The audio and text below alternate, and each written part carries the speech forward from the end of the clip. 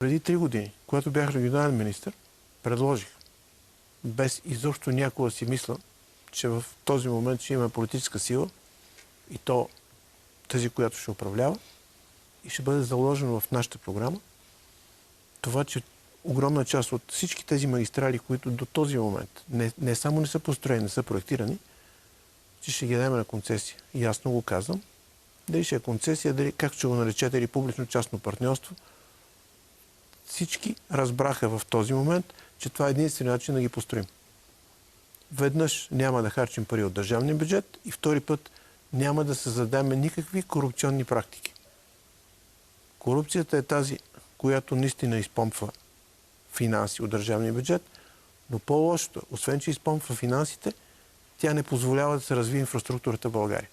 Сега, когато сменим системата и направим така, че да могат да се построят точно с частен капитал всички магистрали, нещата ще се променят. Веднъж ще ги имаме всичките и втори път почти няма да даваме пари за тях.